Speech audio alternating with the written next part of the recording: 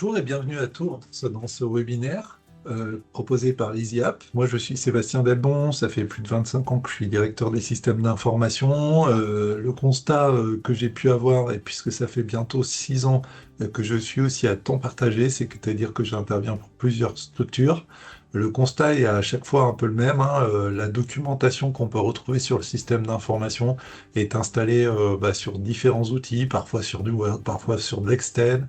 Euh, des outils existent sur la partie ticketing, sur la partie gestion de parc. Ils sont pas toujours sécurisés. Donc, en proposant EasyApp depuis 2019, on a vraiment voulu offrir aux organisations un outil un petit peu tout en un qui propose différentes fonctionnalités. Et donc, je tiens à préciser que, bien sûr, ce webinaire représente notre point de vue et puis un point de vue d'un éditeur français. Donc on n'est pas une société, en effet, une société de consulting sur les ITSM, on propose notre propre ITSM. La deuxième précision que je voudrais faire, c'est que EasyApp est issu de l'expérience de nos services en DSI partagé et en consulting sur les projets applicatifs.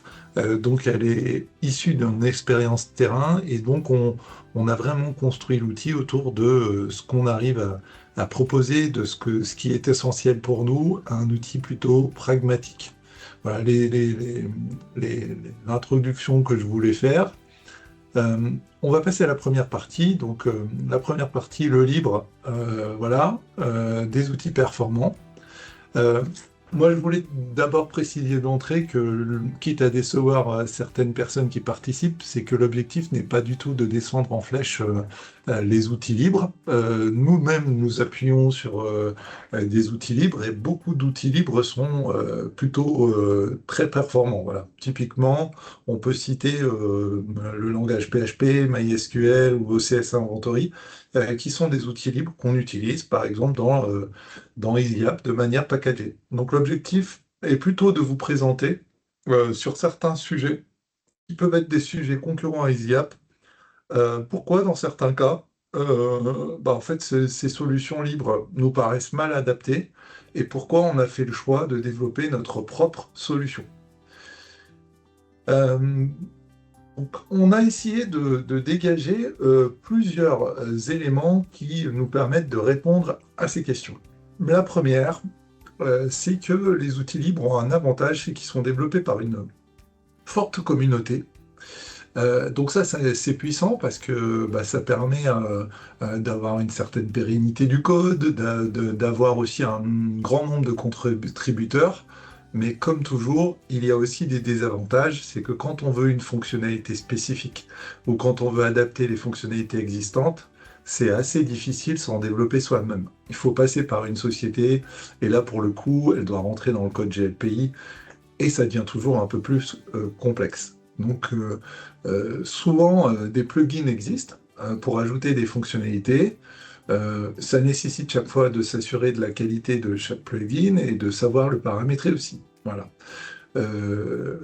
Certains logiciels peuvent être payants, donc vous connaissez le principe du libre, hein. Le libre, on parle bien ici aussi, pour toute précision, des outils libres, c'est-à-dire des outils qui sont à disposition sous licence GNU, qui sont téléchargeables et installables par les différentes entités. Donc sur ces outils-là, le principe en général, c'est qu'on puisse avoir accès à ces codes sources et les utiliser et même les modifier. Bien sûr, quand les plugins deviennent payants, on sort de la licence GNU classique.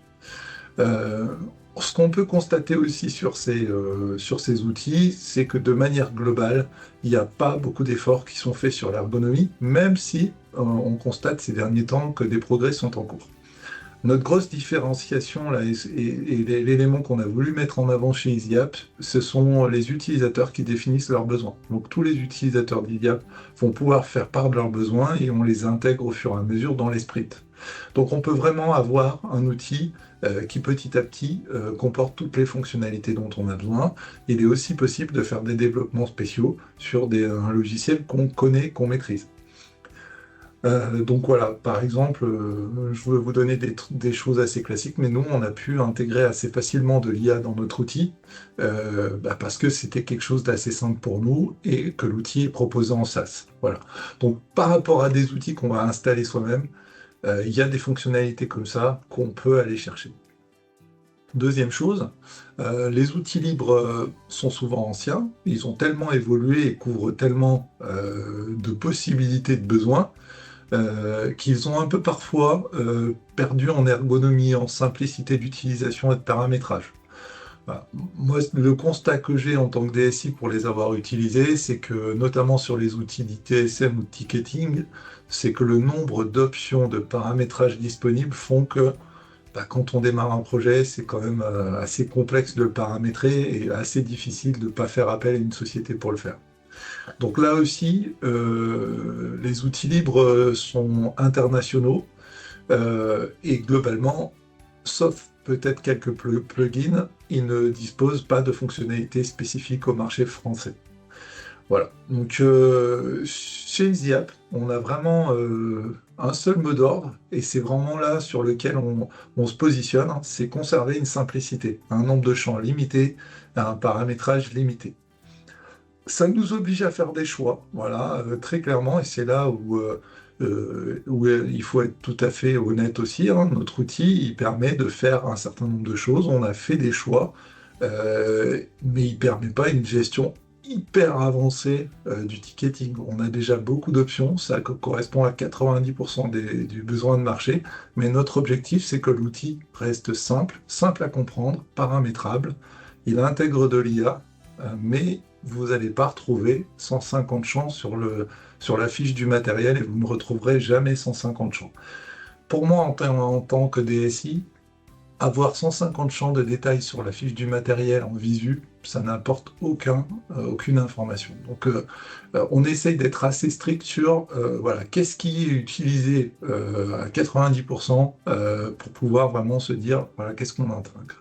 Donc nous, dans l'outil, le nombre de champs reste limité, le paramétrage reste limité, et le logiciel aussi reste francophone. Donc ça nous permet de développer des modules spéciaux, par exemple pour la santé ou pour la cyber, qui sont aussi spécifiques à l'Europe. C'est vraiment à parti pris, hein.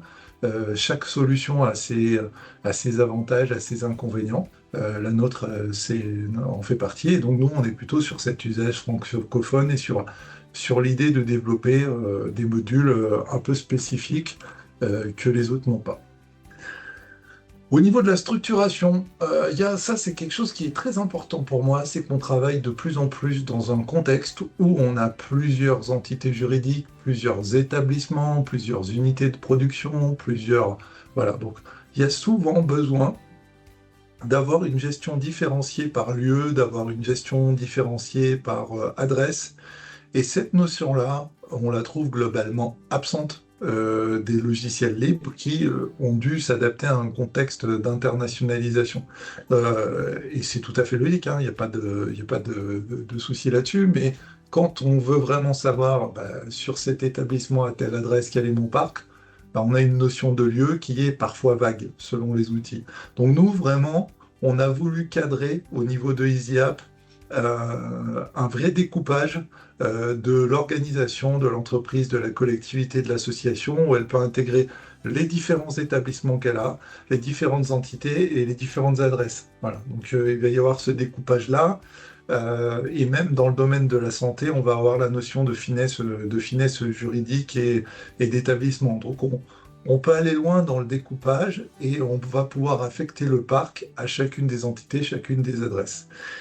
Ce qui est positif aussi dans ce découpage, si on veut que le directeur de l'établissement, par exemple de l'hôpital de telle ville, ait accès à son parc informatique, on a une gestion des droits d'accès qui s'adapte par entité et adresse. Et voilà, typiquement dans les outils libres qu'on a pu voir, et ça c'est aussi valable pour les outils notamment nord-américains vendus sous licence, on ne retrouve pas ce découpage qui pour moi est un découpage assez important au niveau de la DSI. Voilà. Autre élément important, donc le téléchargement, la modification et l'utilisation du code source est libre et gratuite, mais cette utilisation, cet hébergement, bah, elle doit bien être fait sur un serveur. Voilà. Et le serveur, lui, n'est pas gratuit. Donc ça, honnêtement, les partisans du libre sont tout à fait honnêtes là-dessus. Libre n'est pas égal à gratuit, forcément. Voilà, typiquement, si on veut à un moment comparer les prix d'Isiap avec les prix, on a cité GLPI dans le titre, hein, c'était volontaire, parce que GLPI, c'est quand même le mastodonte des logiciels libres.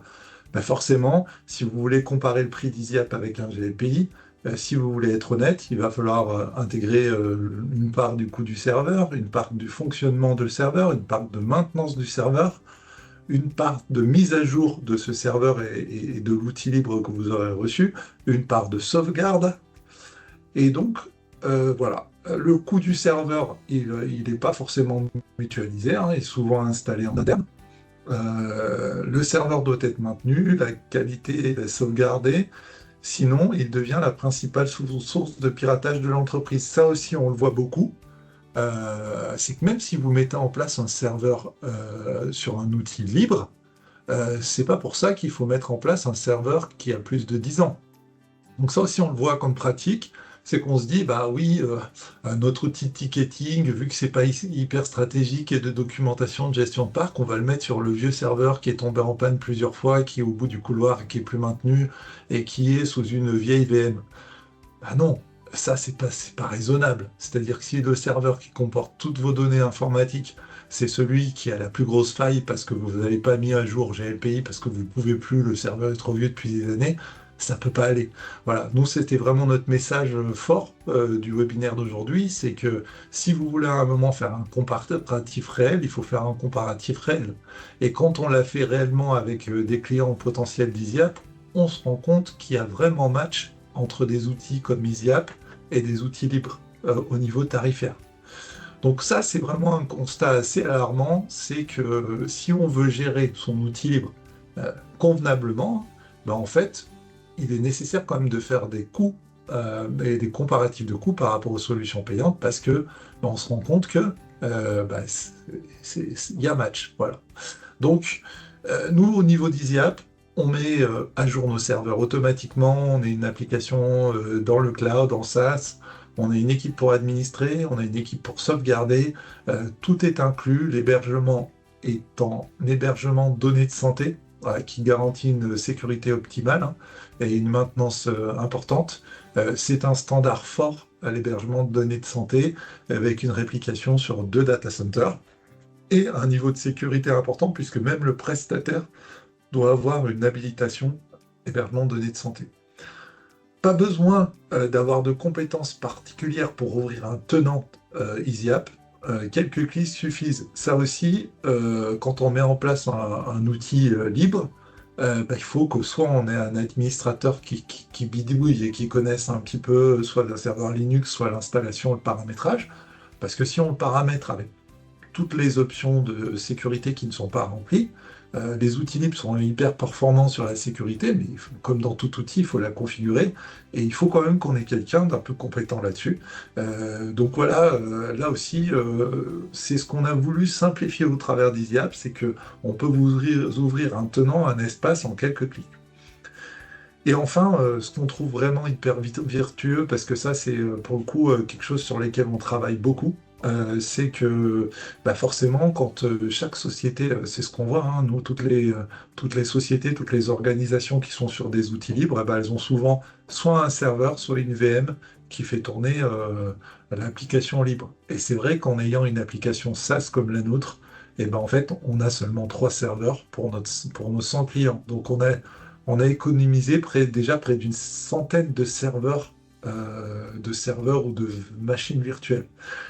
Ça, mine de rien, voilà, au fur et à mesure de notre déploiement, quand demain on va arriver à 1000, 10 000 serveurs locaux économisés, c'est quand même un geste important au niveau de la planète. Et je pense que c'est à souligner et un critère de choix aussi maintenant à l'heure actuelle. Autre chose au niveau de la cyber, c'est que l'ANSSI considère que l'ITSM, le logiciel de gestion de la documentation, ne doit pas être hébergé sur le réseau de l'entreprise, pour des raisons simples de sécurité. En cas d'attaque globale sur le réseau, cette documentation va servir de base à l'équipe informatique pour remonter le système d'information. Donc quand il y a une attaque un peu majeure et que notre système est à plat, vous imaginez bien que si le serveur en question se trouve sur une VM de notre infrastructure, quand notre infrastructure est tombée, ben, on n'a plus de documentation pour remonter le SI.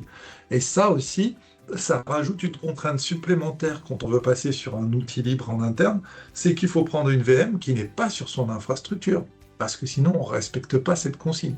Donc vous voyez, si on ajoute un peu la totalité, une VM pas de son infrastructure, qui soit maintenue, le logiciel maintenu, mis à jour, d'éventuels plugins développés ou intégrer une maintenance et les sauvegardes, on en est quand même à des coûts qui commencent à être tout à fait comparables aux solutions du marché. Au niveau d'EasyApp, on a vraiment choisi d'être en mode SaaS pour être indépendant de votre système d'information et vous avez toujours accès à EasyApp en cas de panne de votre infrastructure. Donc ça, c'est un élément qui nous paraît intéressant en termes de cyber et sur lesquels on a voulu travailler aussi et qui nous paraissait important. Autre élément aussi, hein, c'est concernant le ticketing, la gestion de parc, la gestion de projet, le onboarding, la documentation, il existe autant d'outils libres que de sujets. Et franchement, des outils libres qui parfois sont performants. On a vu tout le bémol de les intégrer, d'en intégrer un. Imaginez que vous en combiniez 3 ou 4. C'est-à-dire que tout le travail que j'ai expliqué avant, connaître l'outil, l'installer, le paramétrer, le mettre à jour, ben, il va falloir en faire pour autant d'outils libres que de sujets. Ça aussi, c'était une des contraintes qui nous paraissait complexe en termes de DSI. Et ça veut dire aussi que serez-vous en capacité et aurez-vous le temps d'investiguer, de paramétrer et de maintenir autant d'outils différents? Notre constat sur le terrain nous prouve que non. Et très souvent, voilà, on constate que au final, on utilise ces outils à minima, on les paramètre à minima, et on laisse des failles de sécurité. Donc ça, on met un gros warning dessus. Si vous choisissez de partir sur ces outils-là, nous vous conseillons vraiment de pouvoir mesurer la sécurité et faire comme si vous installiez un serveur important pour l'entreprise. On a vraiment conçu EasyApp pour proposer une alternative française à toutes les entités qui ont besoin de simplicité et d'assistance dans le suivi de ces applications qui sont stratégiques pour piloter le système d'information de l'entreprise. Simplifier les déploiements aussi, parce que quand on s'embarque sur une solution libre, ça peut être un peu long. Innover, voilà, en intégrant de l'IA, mais de manière raisonnée aussi, parce qu'on a conscience de l'enjeu écologique de l'IA, et on va y faire appel sur des toutes petites fonctionnalités, mais qui nous permettent de gagner énormément en termes de opérationnel. Voilà. Et on ne va pas l'intégrer pour l'intégrer. Sécuriser aussi, voilà. Donc nous, on a vraiment une gestion au niveau d'EasyApp de maintenance de notre code régulière. Voilà, on veille vraiment à ces aspects-là de sécurité. La plupart des concurrents en dehors des outils libres, pour nous, sont des outils américains, hein, américains, nord-américains. Il y a quelques français, mais de manière assez rare. Et on a vraiment voulu un outil qui soit un outil tout en un pour qu'on évite d'aller investiguer, que ce soit dans du libre ou du non, un certain nombre d'outils. Voilà, donc on est soutenu dans les phases d'innovation par BPI France dans notre démarche d'innovation et on les remercie en ce sens.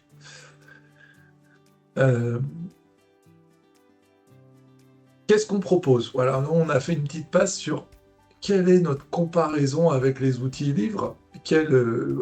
On a vu, voilà, on n'est pas du tout dans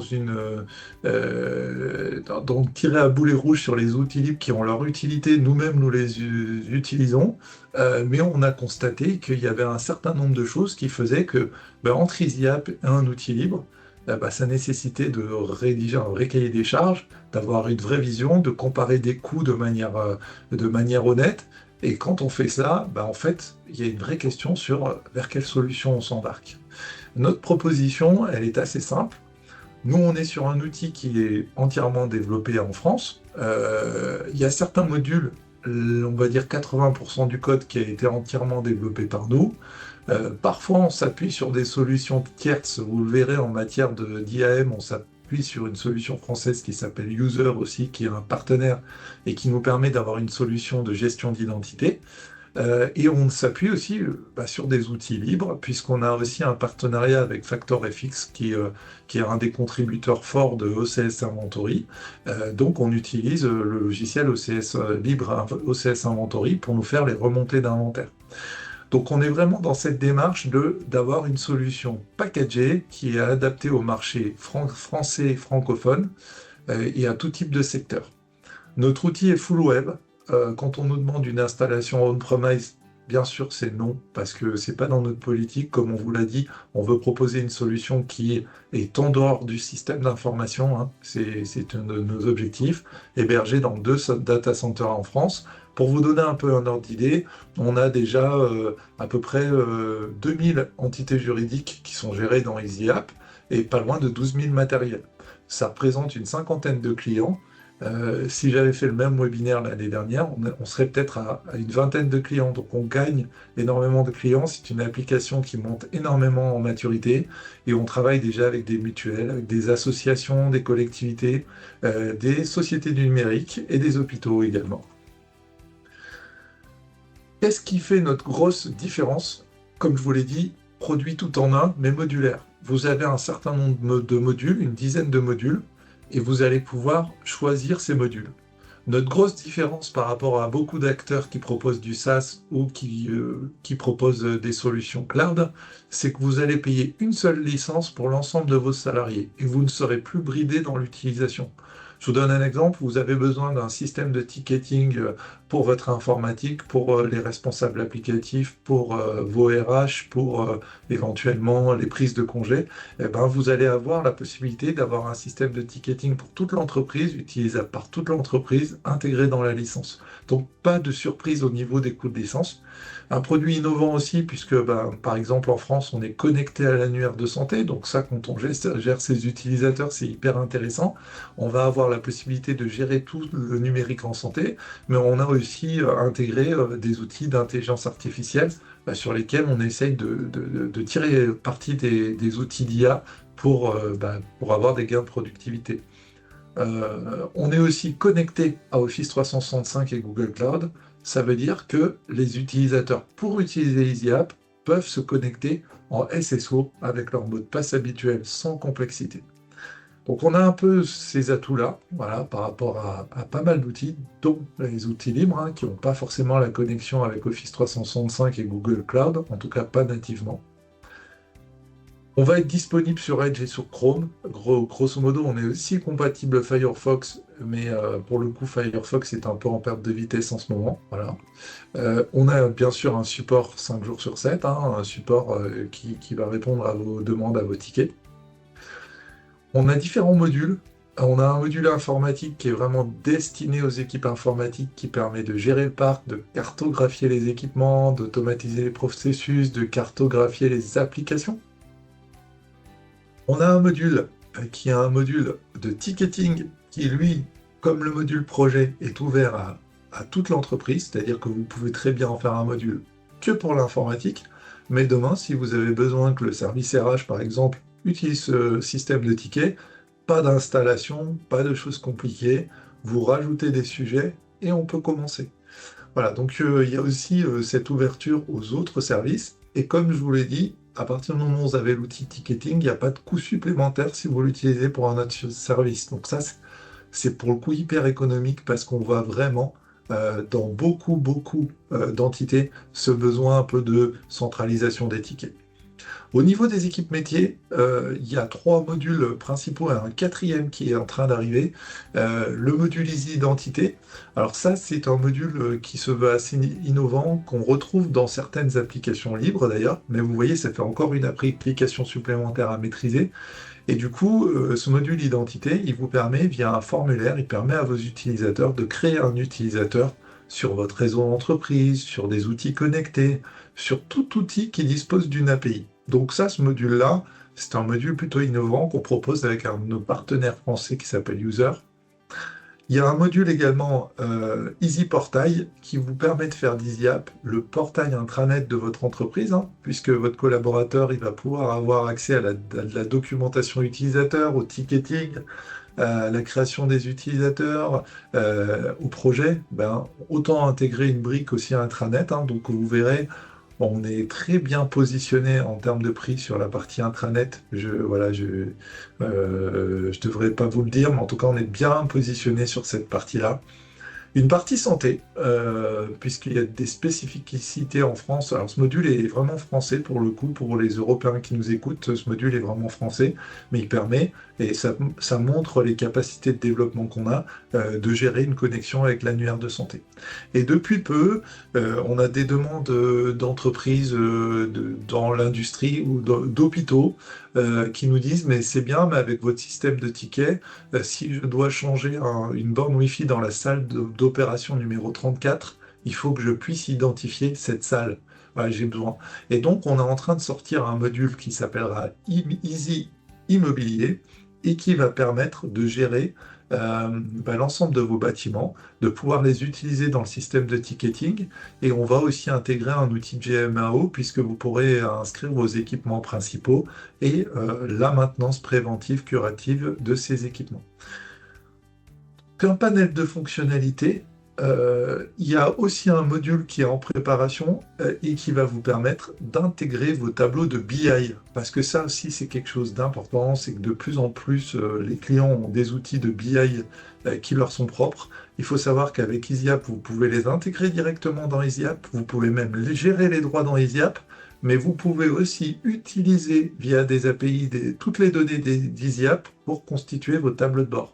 Donc on est vraiment très ouvert sur la partie BI. Voilà, je récapitule un peu des différentes fonctionnalités, hein, une grosse fonctionnalité de documentation, une grosse fonctionnalité de sécurité DSI aussi avec des matrices de risque, des alertes, toutes les alertes de cyber qui sont publiées aussi en push, la gestion des contrats aussi. Donc on a un certain nombre de fonctionnalités qui sont importantes, et vous voyez, c'est tout rassemblé dans un seul outil. On peut prendre module par module. Quelque chose aussi qui est important pour nous, c'est que configurer un SSO avec Office, c'est pas forcément facile. Le paramétrage d'information initiale, même si elle est simple, il faut quand même qu'on vous assiste.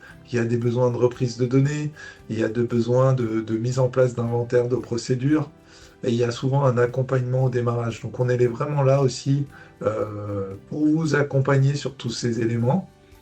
Dans notre mode de tarification, vous l'avez compris, on propose une tarification selon les modules choisis. Il est bien évident que sur l'ensemble des modules que je vous ai présentés là, si vous ne choisissez que la gestion du parc SI et l'inventaire, vous allez avoir un coût bien moindre que si vous choisissez tous les modules. Donc ça sera un coût qui sera modulaire par module, et un deuxième coût qui est selon le nombre d'utilisateurs IT. Donc pour les salariés, on va compter une personne. Pour les prestataires, on va compter une personne. Et pour les bénévoles, pour ceux qui sont dans des associations, il faut savoir que pour les associations, on compte les bénévoles comme moins d'un salarié, parce que forcément, il n'est pas à temps plein, il ne passe pas tout son temps ici. Donc on fait un petit geste pour les associations. Et il faut savoir aussi qu'on a décidé de s'inscrire auprès d'ADB Solidatech, hein, pour un programme de partenariat avec les associations. Et donc, on propose 30% de remise aux associations qui signent EasyApp afin de les aider à s'équiper d'un outil de ce type. On peut vous faire une cotation très rapide, c'est très simple pour nous. On peut vous faire une démo personnalisée. On a conçu un tarif tout compris et abordable, licence, maintenance, hébergement, sécurité. Vous retrouvez notre adresse email ici, n'hésitez pas à nous contacter. Et le message qu'on voulait vraiment porter aujourd'hui, c'est que quand vous vous lancez dans une opération comme mettre en place des outils de pilotage de la DSI, il nous paraît vraiment super important que vous fassiez un comparatif, que vous fassiez un vrai cahier des charges. Si vous envisagez des solutions libres, de bien réfléchir à est-ce que c'est adapté pour moi, dans mon contexte. Est-ce qu'au final, je devrais vraiment avoir zéro coût? Est-ce que je fais fi de la sécurité, je l'installe sur un vieux serveur? Et quand vous allez comparer tous ces éléments, nous, on sera là pour pouvoir aussi vous proposer une solution concurrente, une solution qui peut plus vous convenir, avec peut-être un peu plus de facilité de mise en pratique. Et donc, n'hésitez pas à nous contacter. Je vous remercie pour avoir assisté à ce webinaire. Et puis, je vous dis à très bientôt pour un nouveau webinaire avec EasyApp. Bonne journée.